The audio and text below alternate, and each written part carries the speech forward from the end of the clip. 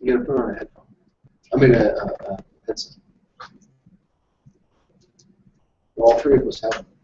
The student becomes the teacher. It's supersonic. It's on. All right, so we should actually be live on Google Plus.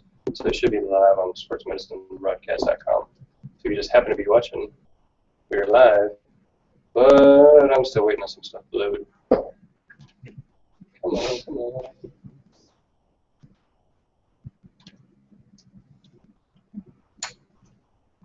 Okay, so I got Twitter up and running.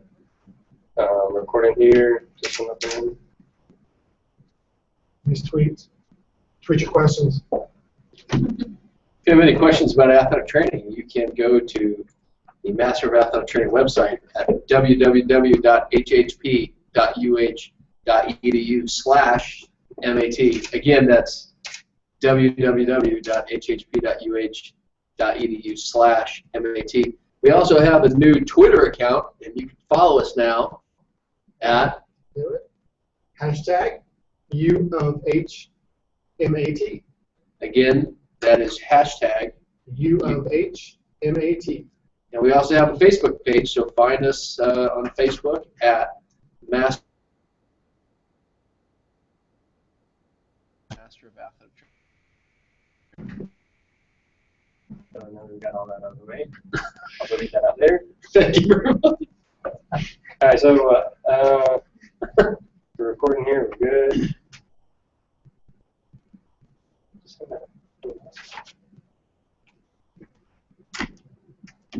Oh, it's dead. But you've got the other one out. Oh, that one's dead. What's going on?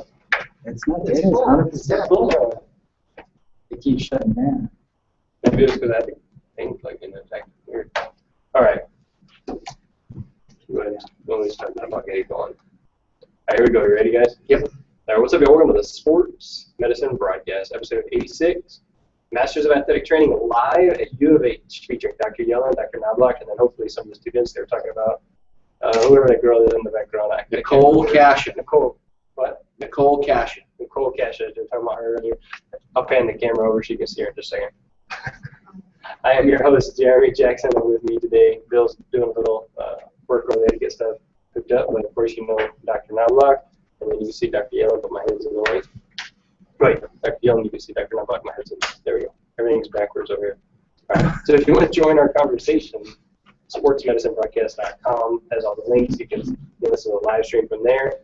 Hashtag VSMB on Twitter, and I'm watching that, so I should be tweeting out all the inappropriate things that we say here. So hashtag VSMB on Twitter. So sportsmedicinebroadcast.com has all the different ways to connect with us. Make sure you rate this on iTunes so that other people can find it. And then you can get CEUs through ghats.org. Again, that's on sportsmedicinebroadcast.com. All right, so well, first of all, congratulations. Welcome to Twitter. Thank you. Thank you. We're now part of the Twitter sphere. All right, so what's your Twitter for this program? Hashtag U-of-H-M-A-T. Just so you know, it's not hashtag. Hashtag is whenever you're like grouping something. It's Whatever, actually dude. at. Hashtag. So it's where you can mention or No, I watched Jimmy Fallon, dude. Hashtag. I get it. Okay. Anyway, so it's the at symbol, not hashtag.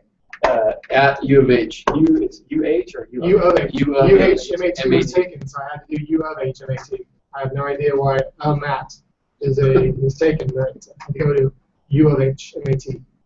Yeah, I don't know either. But I did follow you guys and mentioned you, I think, on the tweet this morning. And so there's a couple other people that I saw are following you. I saw Mike Hopper was following you before I did. Hey, Mike. Yeah, Mike. Hey, man, what's going on? Do me a favor. Shoot me an email or Facebook message. And I know you know me from CETA, but I'm trying to place a face exactly where I saw it. So if you're listening, shoot me an email or something and let me know exactly where we met so I can place your face with the location. Thanks, buddy. So I was just wondering, I was like, man, how did this guy follow you guys on Twitter before I did? I mean, I'm like introduced you to Twitter. You did, yeah. Even let me be your first follow. Wasn't let. Maybe you were working hard and you just didn't have a chance. Yeah, I think Mike's slow. Mike sleeps on Twitter, I think. Because the dude is on Twitter before I wake up. He's on Twitter when I'm going to bed. He's waiting for you to link up the at Mike's house, you've got 4 cell phones and he's iPads and tablets and all. Yeah, something. He got one of those chips implanted in his head. Yeah. Okay, so anyways, I started the voice recording here. All right, so I started the new Twitter thing because, as I told you guys, I'm going to retake the DOC exam, Yeah. and I figure as I'm studying, as I'm learning things, I can tweet out things to other people that may be interested in it. So it's BOC ATC review, and I have on there that it's unofficial because I don't think there's anything like that. I haven't seen There's a review. Yeah. There are different. So there are different authors that put out different textbooks for reviews. Right. And so some of those textbooks obviously are better than others. And, some of those textbooks are helpful, but I think what ends up really being beneficial is that you can get online and you can purchase certain study materials that is going to help you answer the questions in a certain order and get you used to how the questions are going to be. One of the things that Dr. Knobloch came up with when we were putting the program together was, it's specificity of training. So a lot of times what ends up happening is that a student is used to taking an exam on paper and pencil or paper and pen or whatever it is, or Scantron, but the BOC exam is all digital now, right? You go into a testing center and you take the BOC certification exam, and it's all computerized. It's a 4-hour test. So a couple things that students need to be aware of. One, they need to see how those questions are written and what it looks like on the computer screen now, and the order and the types of questions that you're going to see. The other thing that they need to be aware of is this is a 4-hour exam, so 2 things. One of the suggestions that Dr. Knobloch came up with, we're going to adapt the program, is every exam we take in the program is going to be computerized in our computer testing center, which is right by our office. So every time we have an exam, we're going to make sure that it's uploaded to Blackboard and that the students are able to log into Blackboard and take the exams. The second thing is that you need to be able to prepare yourself to last for 4 hours. That a lot of times you go into exam and if you're in a classroom exam, it may take you an hour, and that's a long test. This is a 4-hour exam, and so you need to remember how the questions are written, what they're looking for, and how to answer them. B, be able to function off the computer, and C, be able to last for 4 hours. And so a lot of times when I talk to students about why they felt like they were unsuccessful on the BOC exam, and I always give the analogy of the pitcher only has so many pitches. So you're only, every question that you see on that exam, you've already seen at least once. Hopefully, if you're coming from a good program, and that your faculty has prepared you to take the boards. Why do students do poorly on the boards? Well, they didn't understand the format. They didn't understand how that exam is put together, and they're not prepared to last for 4 hours. And 9 times out of 10, when I ask somebody, it's one of those things. If I just tire it out. So for people that are going to go take that BOC exam, find some good study materials, take those practice exams, and then prepare yourself. And I think if you go to www.bocatc.org, they're going to give you a little practice. I think there's a 10 question. Yeah, 25 question. I've taken it twice. Yeah. I don't know how I did, but. Well, it's not going to give you. But the other thing you can do too is that, again, there's some good study materials, and they'll come. A lot of students will crack open a book, and I always tell them the new books now come with CDs or DVDs or an online portal. Go do that because that exam is online. Everything we're doing is specific to athletic training, even down to our curriculum. Our curriculum is all competency based, which I think separates us from most other programs. That there is not one extra item that is in this program. Everything we do, we went competency by competency, and it's in all of those classes. So when our students come out, they will be very well prepared to function as athletic trainers in the setting, and not just athletic trainers in one particular setting, but athletic trainers across the board. So whether you're going to go into the industrial setting, performing arts, whether you're going to go into the traditional setting like sports, whether you're going to do something like NASA, the military, you will, by the time they leave here, they will have at least seen one of those settings. You know, they've seen all of them, but they'll be prepared to specialize in those. So that's that. All right, so kind of you jumped in there and stole my thunder. So I was Sorry. saying, well, no, you didn't. I said I asked you, had you seen anything like that? So you didn't know. But I was just saying, And I gave you a 15-minute answer on I think it was only like 5. So and so, anyways, I started that because I was thinking, as I learn these things, I can just tweet them out and let other people either comment or tell me, hey, you know, I had a trouble with this, or thanks for, you know, helping review. And so, I'm just hoping that I can help others, and then others, you know, in turn can help me. So, if you're listening, if you're in any way studying, or if you have really good feedback on how to study for the BOC ATC, go to BOC ATC Review, which is the new Twitter that I'll be doing. Obviously, my normal one, which is PHS Sports Med, and then the BOC ATC Review. I'll under BOC ATC Review, and then we'll see how that goes. The other suggestion is that when you understand how, you know, the different organizations that we talked about before, whether you have the National Athletic Trainers Association, which is your professional membership, and they also put out the educational competencies. And then you have the Board of Certification for Athletic Training. They are the premier certification body for athletic training in the world, and they also put out the practice domains, the practice analysis for athletic trainers. Now, that practice domain practice analysis is really the blueprint for that BOC exam. So go back and look at the different domains: prevention, wellness protection, immediate care, clinical evaluation, diagnosis, those types of things. And that's how they make the exam. That's where they take it from. So go back and look in depth about how that was created.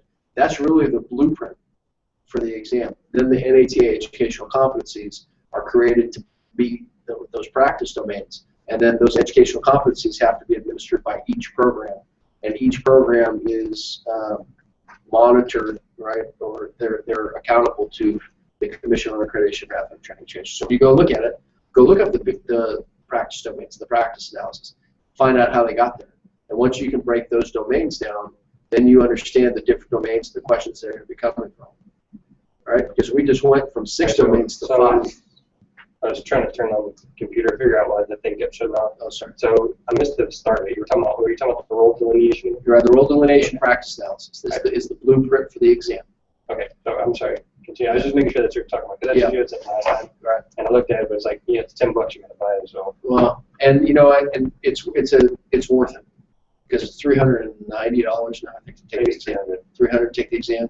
You pay $10 for it. Go pay $10, and that's going to give you the blueprint for the exam. And so when we prepare students to take those exams, we go back and you can break the exam down and address it competency by competency, practice domain by practice domain. And just recently, right, we went from 6 domains to 5. So now the scope of practice for athletic training, prevention and wellness protection, you know, that kind of stuff. Immediate care is the same, and then clinical evaluation diagnosis is the same. And then we're looking at therapeutic interventions, which is a different term. Therapeutic interventions now is therapeutic modalities, rehabilitation, and pharmacology. And then you have organizational health and well-being, and a lot of people don't understand these terms. So you got to go back and figure out, why are they using wellness protection? They're using wellness protection because of the shift of when they went out and they did the practice analysis role delineation study, they're starting to see athletic trainers at NASA, Disney, Continental Airlines, every branch of the military, etc. And so the traditional roles of the athletic trainer has changed. And so they got to go back and they go, oh, a lot of what you're doing is wellness protection. And then the NATA starts to work with the BOC to say, all right, well, wait a minute. These competencies now are different. So if you look at the category of competencies, one of the first ones you're going to see that is different than the previous competencies are evidence-based practice, which is a mandatory requirement now, and PHP, prevention health promotion.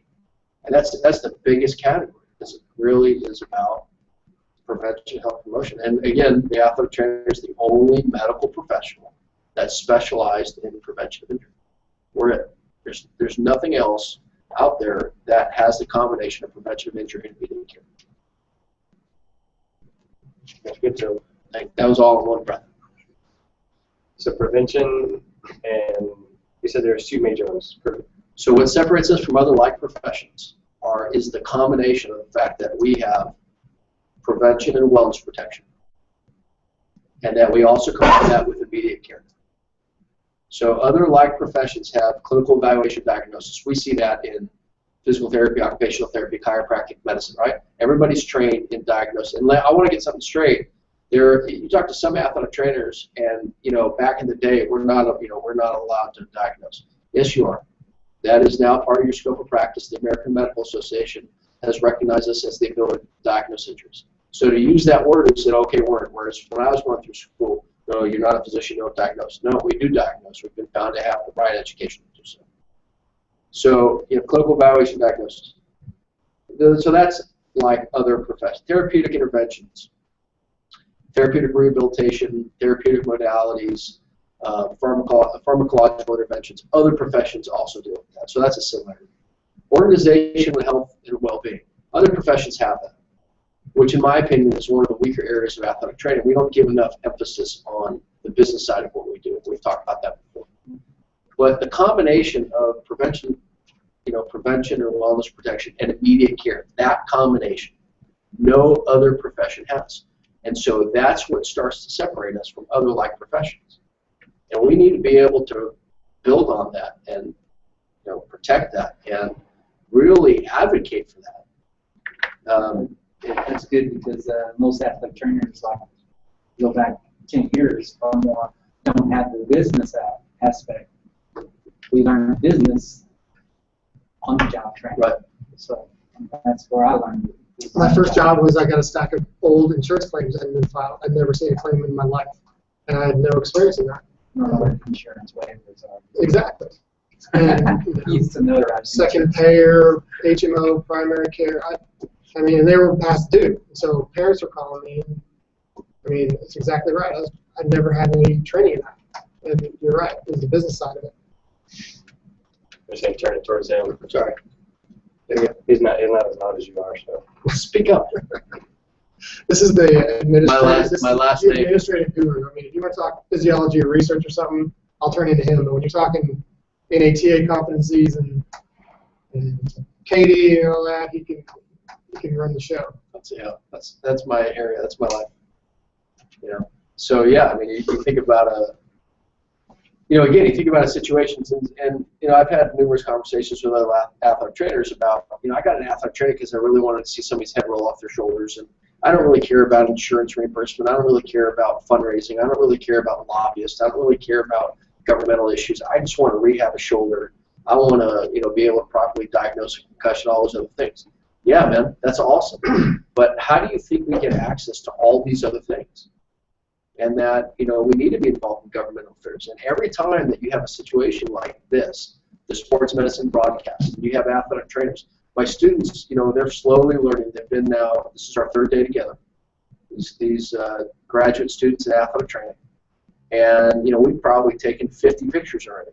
And the reason why is because I'm a big believer in advertising what it is that we're doing. And I'll post this on my personal Facebook page. I'll post this on the MAT program page, on the Twitter page, on the MAT program Facebook page. HHP page, class. Yeah, everything.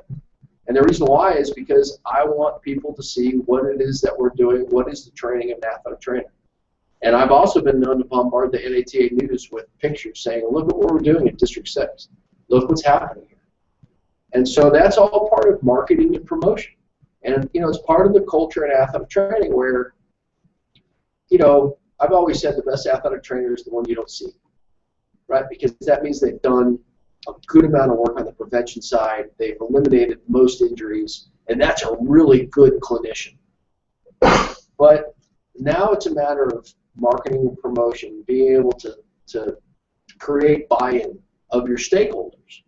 Who are your stakeholders? Your physicians, your universities, your hospitals, your private industry. And to be able to get out there and promote and say, look, this is what I can do.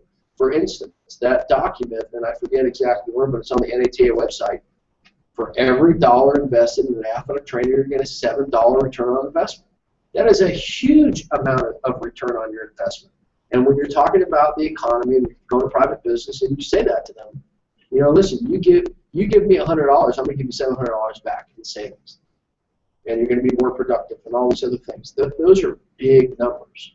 And especially when you start to deal with organizations like Continental Airlines, the U.S. Marines, the U.S. Navy, NASA, where you're not just dealing with a dollar. You're dealing with, you essentially, I'm going to save you 70 million, 700 million in terms of expenses, and that really starts to send the message on. And the other thing too is that we need to be able to speak up and advocate for our own profession. Really get out there. When somebody asks me, what is an athletic trainer? That definition that you see on the VOC website, that you see on the NATA website, that you see that on our website at www.hhp.uh.edu/MAT, that's the definition I give them. That is the exact definition that they get. So I think we all need to do a better job of advocating about what we are, who we are, why we are doing it. And something to me, Dr. Yellen talks a lot about the NATA and the BFC. That's it. Doesn't understand. Yeah, Dr. Yellen talks a lot. He's looking at the umbrella that covers what we do, but to me, I look at it from a little different angle. The school took a huge risk, and they created this program. So we could come along and we could teach our 13 graduate students and go, teach them the classes, meet all the competencies, meet standards, graduate them, and that's it. But what's important to me is that we let the school know that we're out. Let the school know what we're doing by advertising what we're doing in the community. We're meeting with, we're trying to get our preceptors set up in different settings. We want to try and get the big 4 sports in town. We're getting high schools. We're building a network. We're on Facebook. We're on Twitter. And now we're doing a sports medicine broadcast that is available to anybody around the country. To me, that's important as well, to show the school that there is a return on their investment, not only from, obviously we're putting out the 13 students. Hopefully we get a class of 20 next year and have ultimately a group 2 cohorts of 20 going through here. That's great, numbers-wise, and we're doing our job. But what I want to do is get it out and let the school let the school get the publicity out of it, let our program get the publicity out. So when we do things like, I sent an email to our students yesterday. I said, we've created Twitter, and I want you to send me any accomplishments that you get from now on. I mean, not just the MAT program. You get, you become an officer or whatever. But if you get an undergraduate paper published, I'm going to put that on Twitter because that goes out as a part of UH. All of the UH followers can then see what our students are accomplishing, besides just the generic, they become a certified athletic trainer. But I want to really try and get us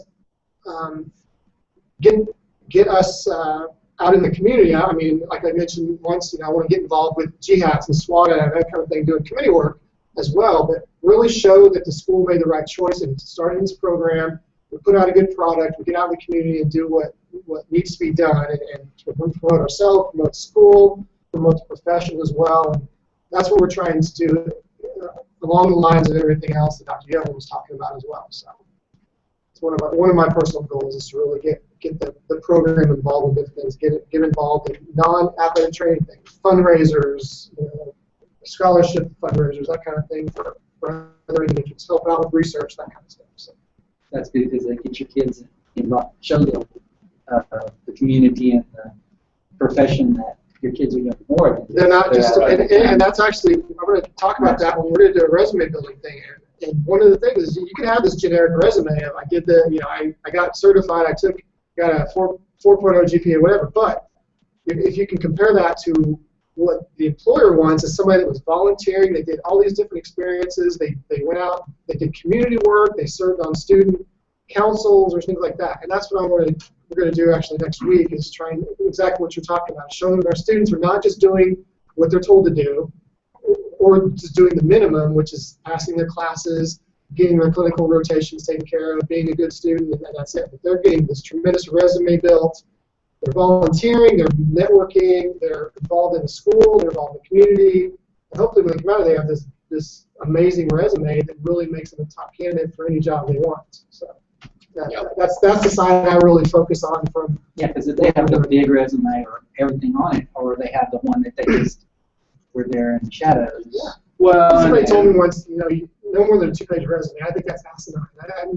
I don't know what that's about. You put your highlights on there. No, you put everything on there. Put color paper.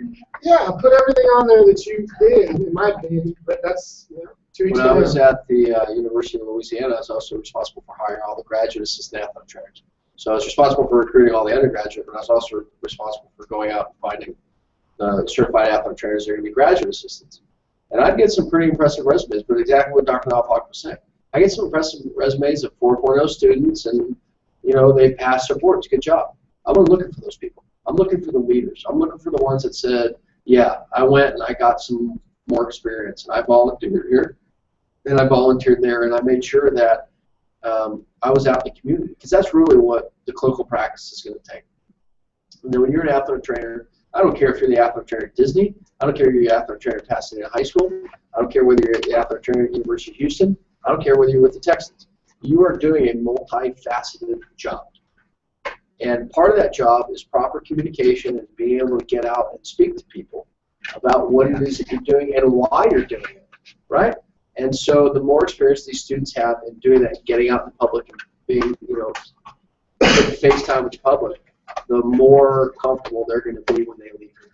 And actually, he brings up a good point. Actually, 2 points. One, he reminded me is something we're working on is not just their athletic training skills, but their presentation ability. Can they talk to people? They're going to be talking to school boards, parent groups, whatever. So we're gonna look at judging them on their presentation. Are they professionally dressed? Do they talk to the group? Are they talking to the screen? Are their slides legible? So that's something else we want them on. But I was going to bring up is when I was talking about just in the minimum. You've been in your school. You said 34 years. Could you imagine if you get a resume that says I average 20 hours a week as my student as an MAT student in this case, and you're like, well, I got to hire this person. They're going to be working 60 hours a week. Do they really know what they're getting into? Versus somebody that's not only doing the rotation, but they're volunteering, and they still got they may not have a 4.0, they have a 3.6, but they're not sitting there all day studying because they're out doing other stuff. And I think that's important to get across to the students is this is the ultimate scenario you're ever going to be in. Everything's right there in front of you.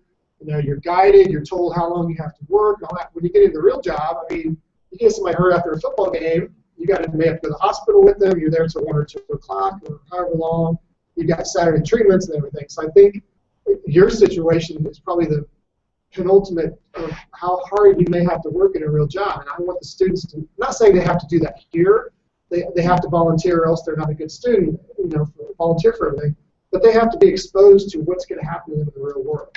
But we also tell them, hey, you're pretty much almost guaranteed to get a job when you're done. You can't say that about all of the other graduating seniors or grad students in this coming from the school. But I want them to understand not only what they're getting into, but one of the things going back to what I was saying is one of the things we're going to do is they're going to take their dream job. They're going to go backwards in their resume. What do I need on my resume to get this dream job? So one person wants to work at high school.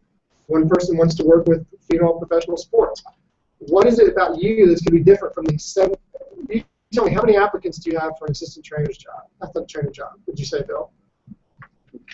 How many applicants do you have for if you open an assistant's job? How many applicants would you get? Would you say? It just depends on the situation.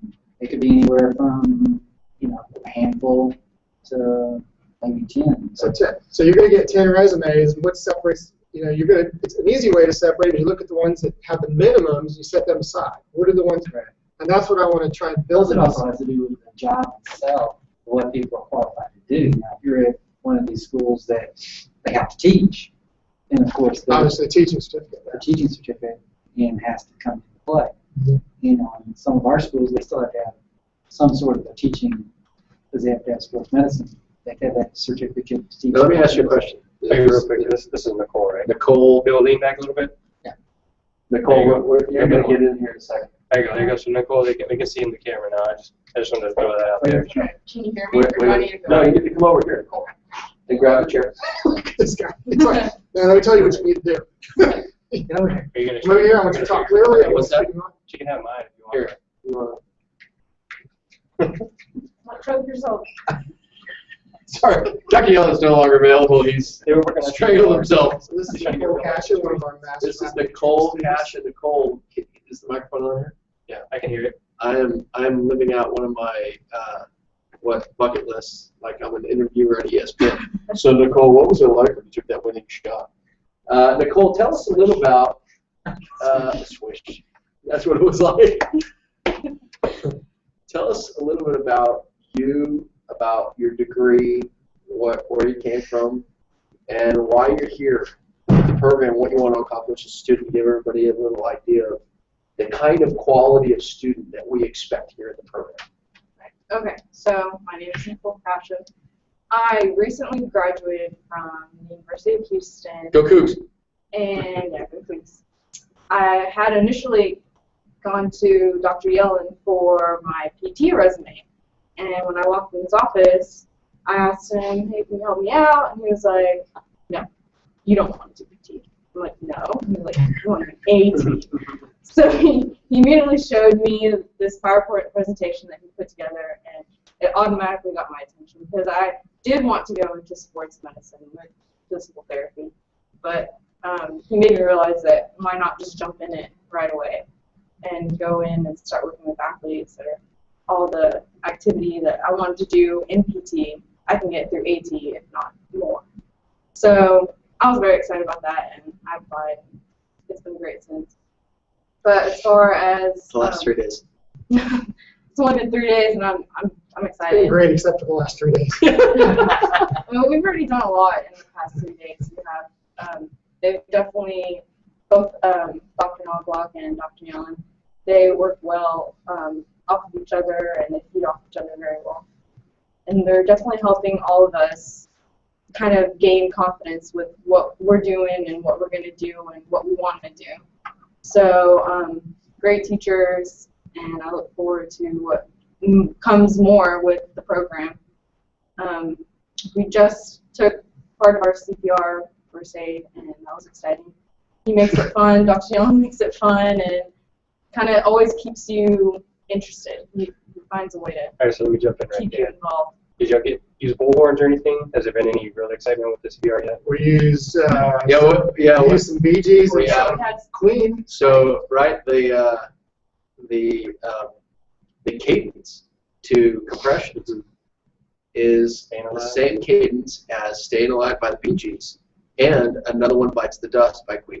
That's the one I tell people. Like, Yeah, it's not a good one to be which I honest. think is hysterical because they're really, exact opposites, like Staying Alive and Another One Bites the Dust. And so we went through the CPR training today through the American Heart Association healthcare provider, and they did the video and they did the skills and they took the written exam. And then afterwards, I wanted to show them, just some things that they can remember. And I saw this teaching technique a few years ago teaching the class, where one of the instructors, CPR instructors, pulled up the Bee Gees Staying Alive. And, you have that song in your head and you start clapping a little bit, and that's the cadence that you're going to do the compressions to. And then I also saw another instructor do it to Another One Bites the Dust. So I thought, well, I'm going to use both. And so, Like at the same time. well, I played one, right, Bee Gees Staying Alive, and we clapped, and they got to do the cadence to that, and then we switched, and then we did Another One Bites the Dust by Queen, and they clapped, and they did the cadence to that. And I think those types of scenarios and techniques, they're always going to remember that.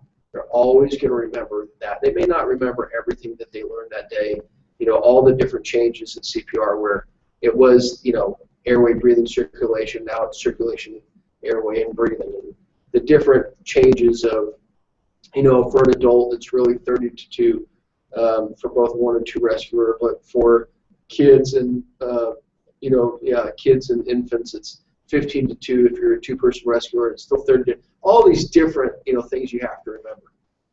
It's really hard, but they're always going to remember those types of things. So yesterday was the last day that I had my sports medicine kids, ones that you guys have met.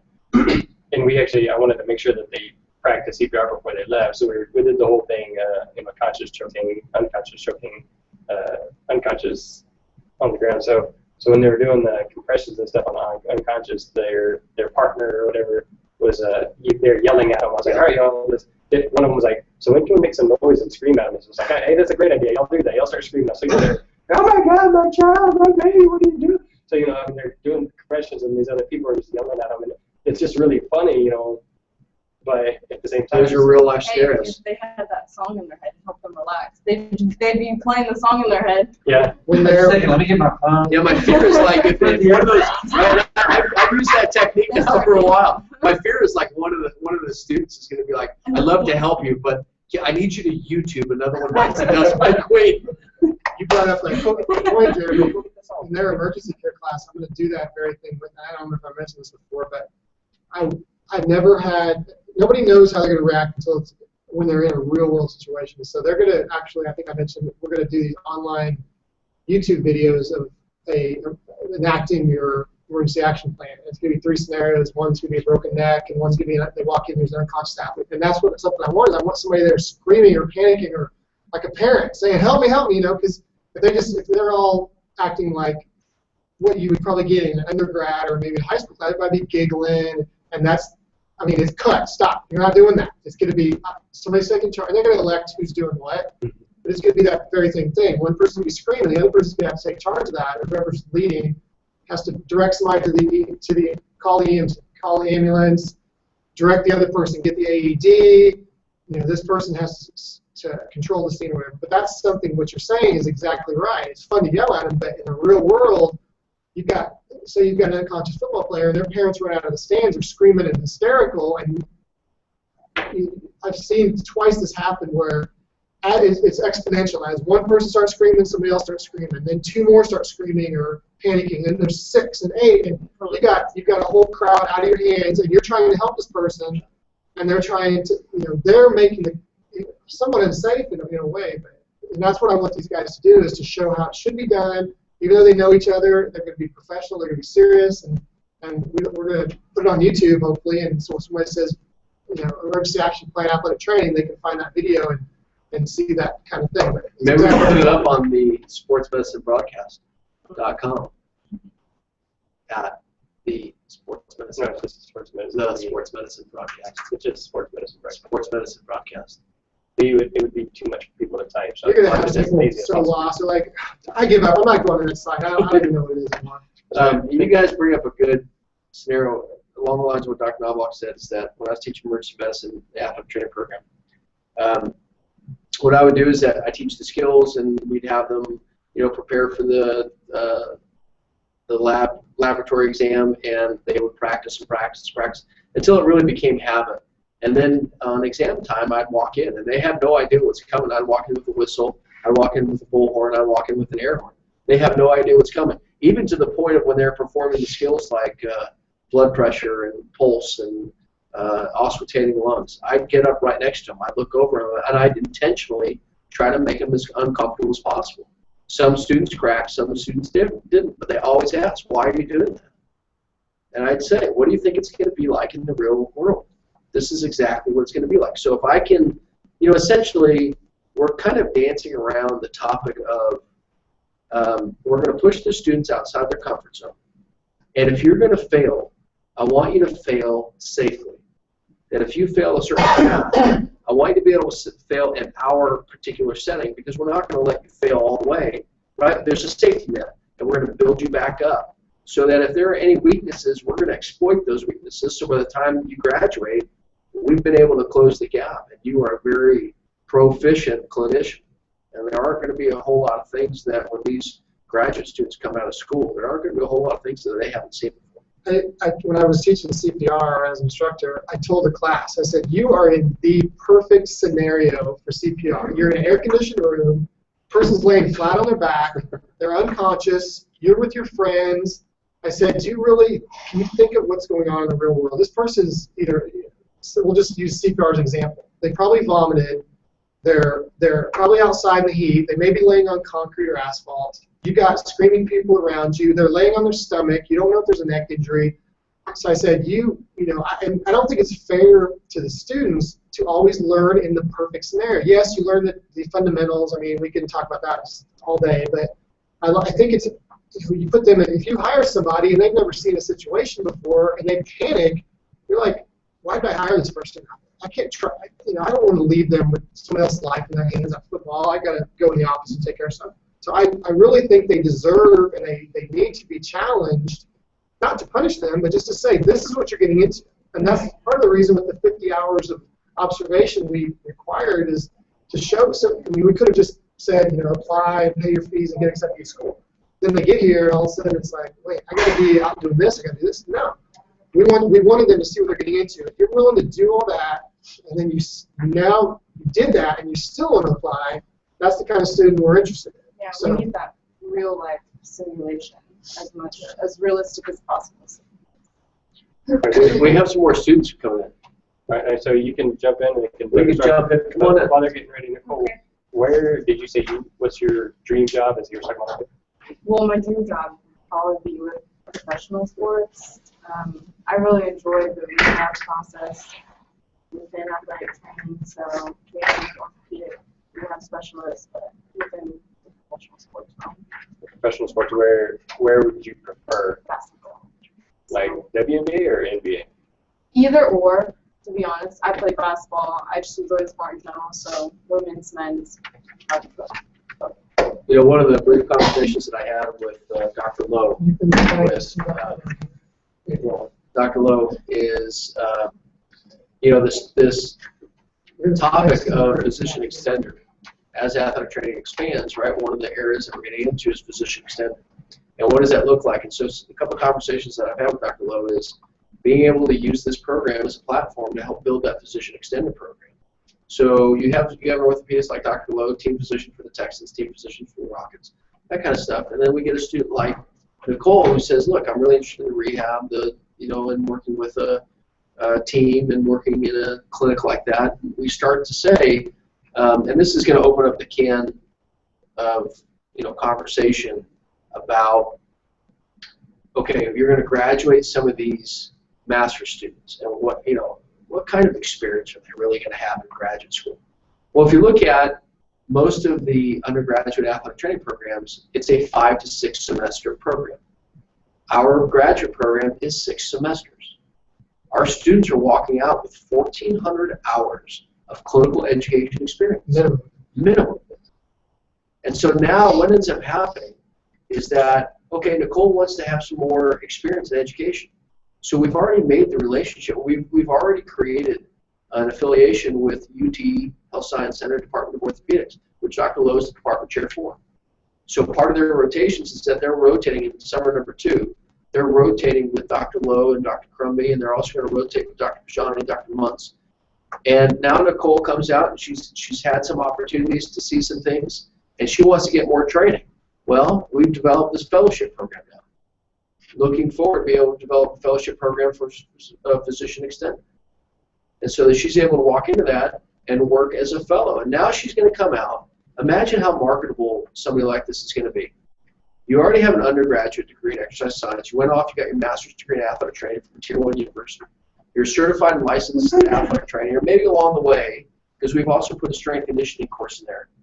Maybe along the way you also sit for your CSCS. So now you've got your master's, you're an athletic trainer, both board certified nationally and licensed. You're a CSCS, and you also have fellowship training as a physician extended. There's not any job in the world that she's not going to be qualified for.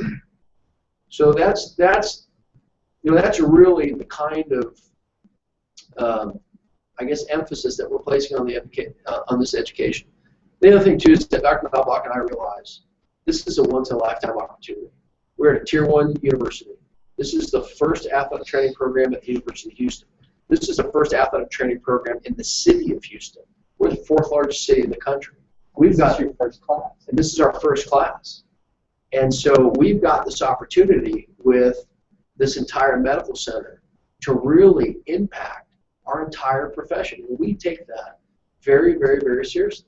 And that's some of the conversations that we've had together of we have this opportunity to really change the face of how we do things. All right, we have a couple other students here. Ms. Perez is going to have to talk. She's been the quietest. Yeah, I want to introduce a few people. All right, say hi. You can tell Dr. Young is an administrator already.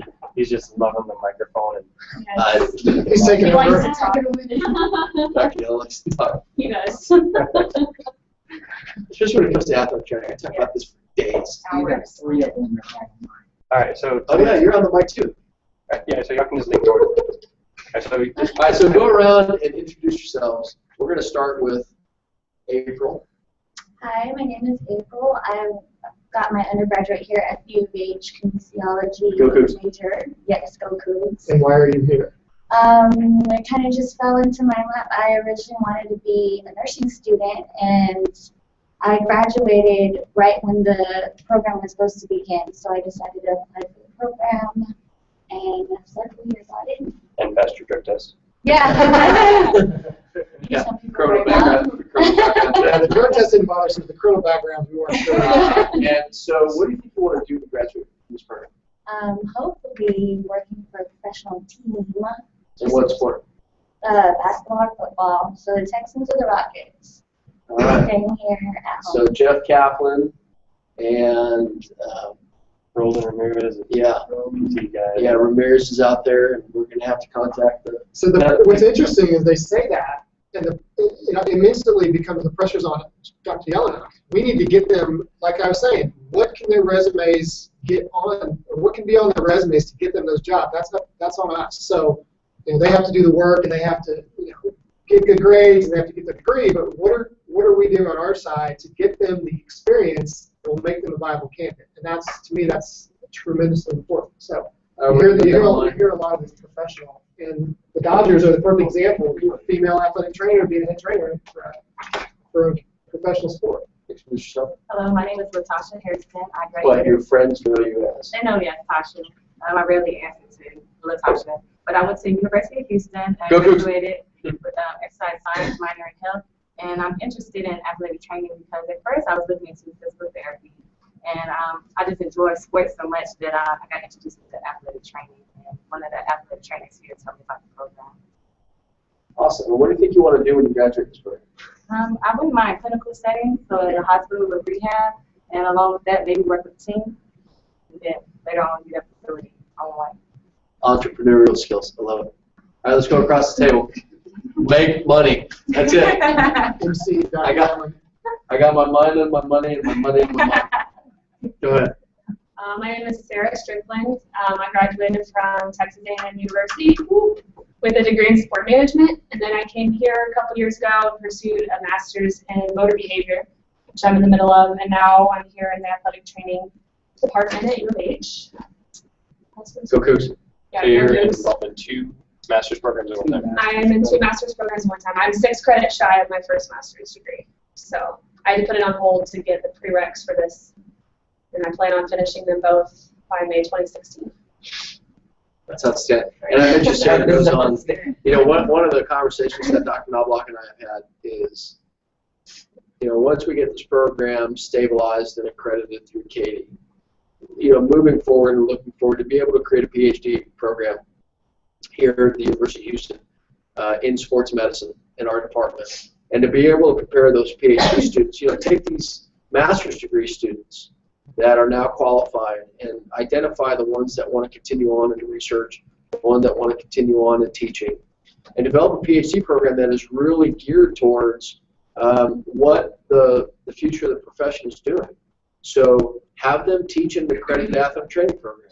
Have them be able to conduct relevant clinical research.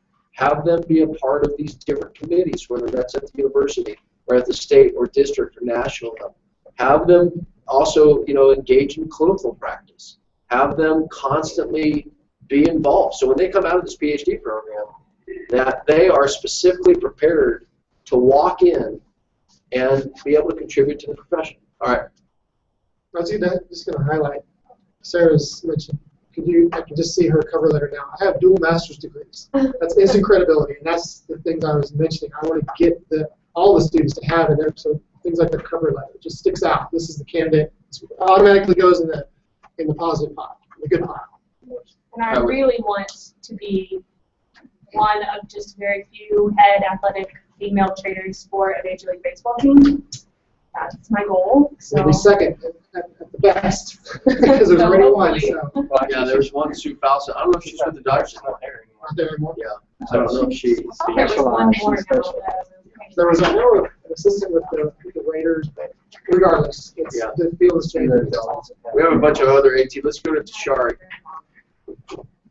My husband, 100 miles a minute. I'm the famous Tashari. Well, famous hopefully in the future. But I'm from Lamar University. My bachelor's in exercise science and fitness management.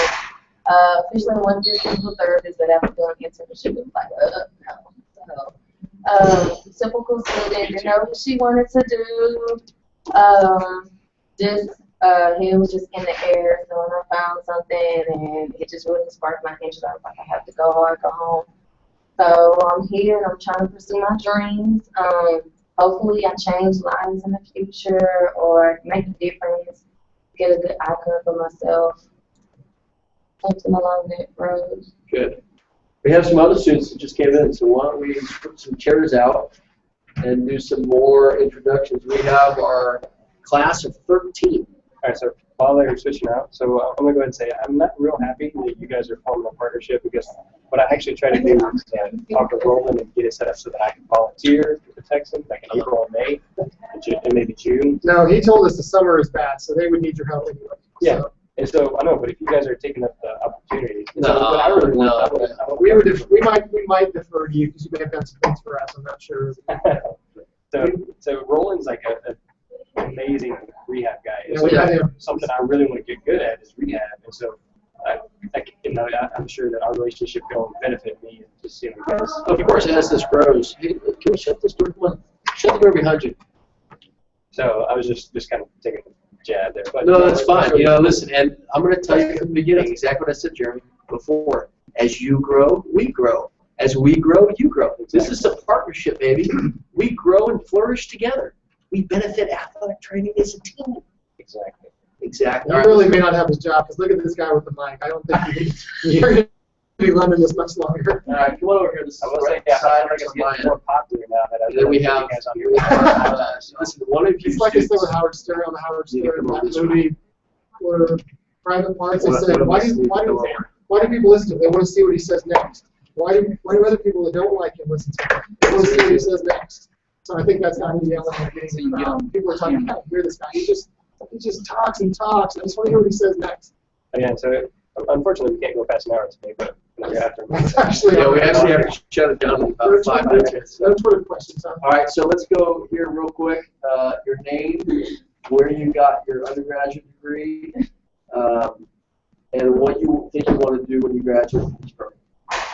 I'm Brett Siders. I got my undergrad degree at University of Houston. Go Cougs.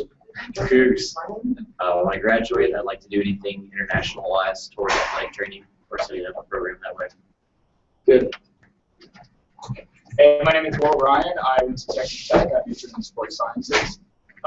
Post-graduation, I would like to maybe co-author or author some articles for the NATA. I would also like to do some outreach work for some professional teams. Build my reputation as a AT. I talked to a guy named Josh Stone. I've talked to him a couple of times. He works for Human Kinetics, and that's actually what he does. He's an athletic trainer there. Yeah, I've heard that. So they edit books and stuff like that. So I think they actually edit the books at Starkey. Chad Starkey, Starkey and Ryan, Chad Starkey, and they also, actually, I was going to say, I think that's Prentice too, but Prentice is first and another publisher. I have no idea. But it would be I think Dave was Josh Chad Stone. Starkey. It's Josh Stone, ATC on Twitter, and I have his other contact information. But it may be if that's something you're really interested in doing, you could get contact. Thank you.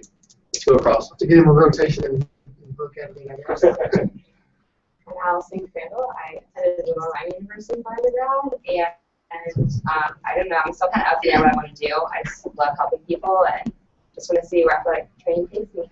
Allison had a really funny, interesting procedure of getting here because she applied for the sports management program. One of our faculty members, Tom Lauder, kind of walked her resume over and said, "Hey, want to take a look at this girl?" And we, of course, said, she applied. She probably doesn't want it. And we talked to her, and she's like, basically came in, correct me if I'm wrong, that's exactly what I want.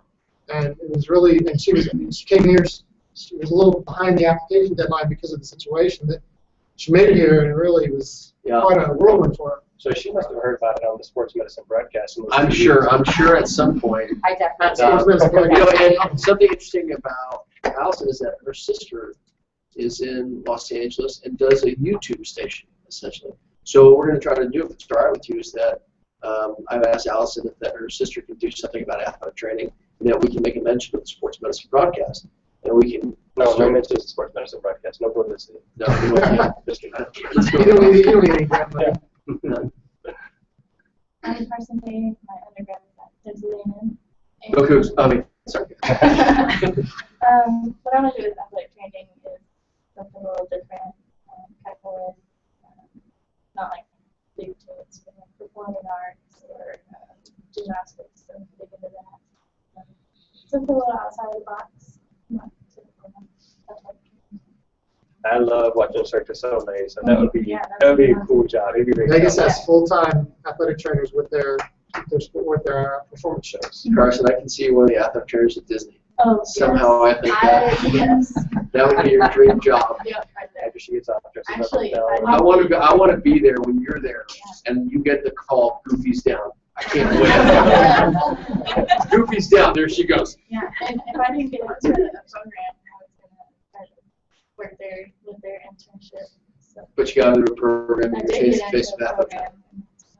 Not just a program, the The premier. That's right.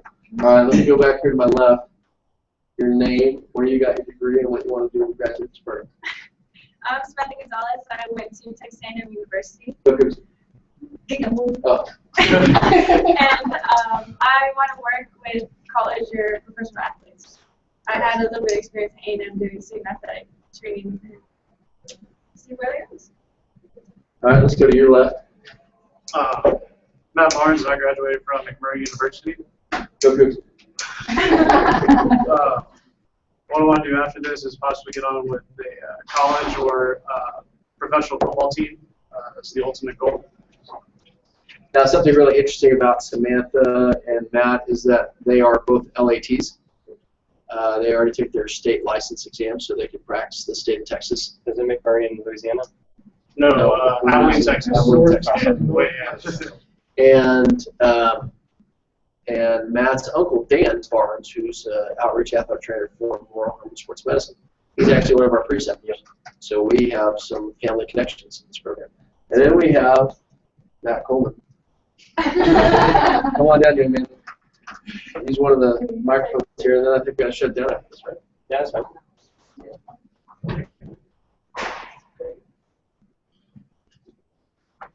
Same time now. You just So you were the show right here, Matt. yeah. This is after bring it home. This is it. This is what we're gonna shut down already. He's got a very white voice. He's got an awesome voice. Wait. We're gonna have women tweeting in here in a minute saying, just have him talk some more.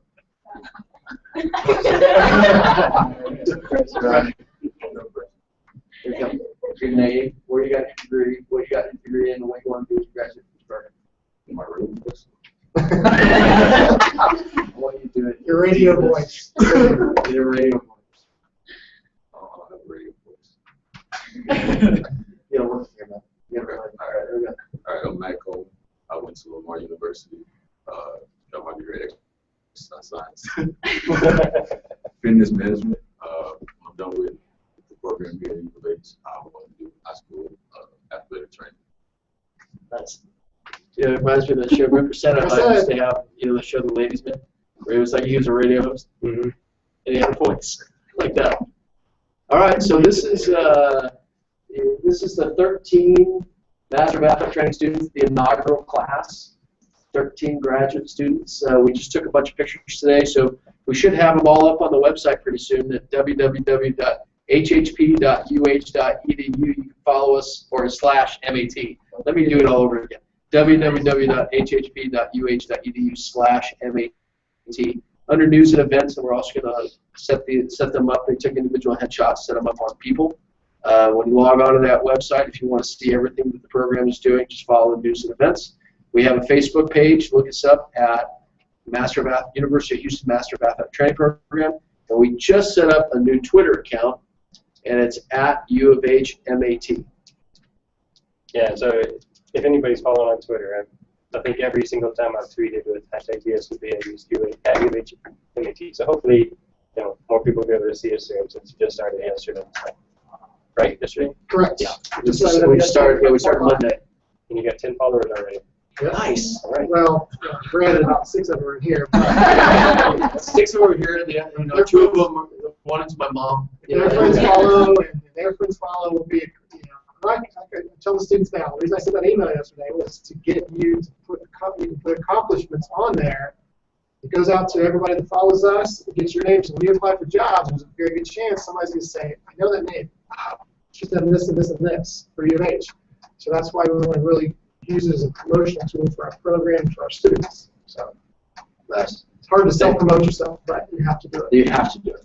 You have to do it. All right, listen, before we sign off here, I want to get like a collective thank you and goodbye from all of you.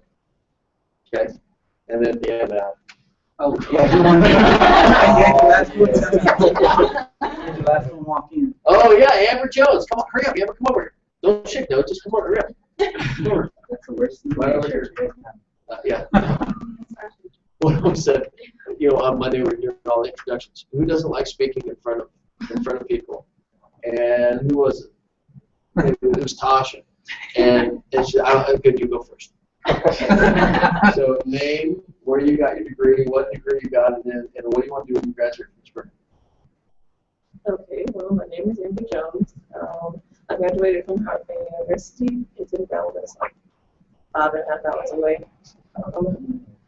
I got my degree in athletic training, and I really want to be an athletic trainer for a professional team. Nice. Okay, so on the count of 3, I want all of you guys to harmonize and say goodbye. You guys ready? 1, 2, 3. Goodbye! Go Cougs! Go Cougs! All right, so let me give you guys one spoiler. When y'all finish, get ready to take the CPR test, wear some earplugs. All right? Yeah. Just you'll find out later. All right. We know. All right, so you guys are going to hang out while I close it out? Yeah. All right. Well, that's pretty much the end of the show. They got to get back to teaching CPR. And my phone was just beeping like crazy, so it may have been people doing stuff on Twitter. I'm not really sure, but we got to close out anyways. So, again, this is Jeremy Jackson for the Sports Medicine Broadcast. We can find us almost every single Wednesday, and we're lucky enough to be able to come out here, even though our school's pretty much finished, and do it live here, which is actually a practice session. Maybe this is just a show, and next week is a practice session, right? For what we're doing the what used to be called the Minute Maid Sports Medicine Update.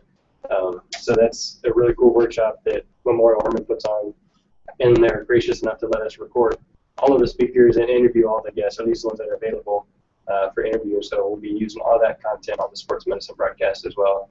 So again, CEUs are available if you're a member of GHATS, which is ghats.org.